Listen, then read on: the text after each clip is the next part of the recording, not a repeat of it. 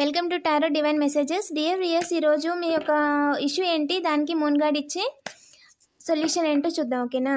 ఈరోజు మన కలెక్టివ్కి ఇష్యూ ఏంటి ఏంజిల్, ఇష్యూ ఏంటి మూన్ గార్డ్, ప్లీజ్ చెప్పండి. వీడియోని డబుల్ ట్యాప్ చేయండి.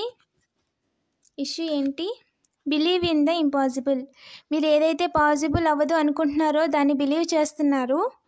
సో దానికి మూన్ గార్డ్ ఇచ్చేది nothing is set in stone. మీరు కొండను కూడా కదపగలరు. ఇంకొక బిలీవ్స్ని మీరు నమ్మొద్దు. వేరే వాళ్ళు అంటున్నారు బిలీవ్ ఇన్ ది ఇంపాసిబుల్. అది మీ ఇష్యూ. మీరు మీ వైబ్ ఎలా ఉందంటే వాళ్ళు మిమ్మల్ని ఇన్ఫ్లుయెన్స్ చేసేసారు. ఎలాంటి ఇంపాసిబుల్ది కూడా చేయగలను అని మీరు అనుకుంటున్నట్టుగా అనుకుంటున్నారు. ప్రజెంట్ మీ వైబ్ అలా క్రియేట్ చేయడానికి ప్రాబ్లం. ఓకేనా? కానీ కాదండి, బిలీవ్ ఇన్ ద ఇంపాసిబుల్. డెఫినెట్గా మీరు కొండని సైతం కదపగలిగే స్టామినా మీకుంది. ఇన్ఫ్లుయెన్స్ అవ్వద్దు. వైబ్స్ వస్తున్నాయండి, ఇన్ఫ్లుయెన్స్ అవ్వద్దు. కావాలని మీ చుట్టూ అలా మీకు క్రియేట్ చేస్తున్నారు. మీరు చేస్తున్న దాంట్లో ఇలా ఇంత అవ్వద్దా అని నెవర్. ఖచ్చితంగా వాళ్ళు అనుకుంది జరగదు. బిలీవ్ ఇన్ ద ఇంపాసిబుల్ అనేది కరెక్ట్. ఓకేనా?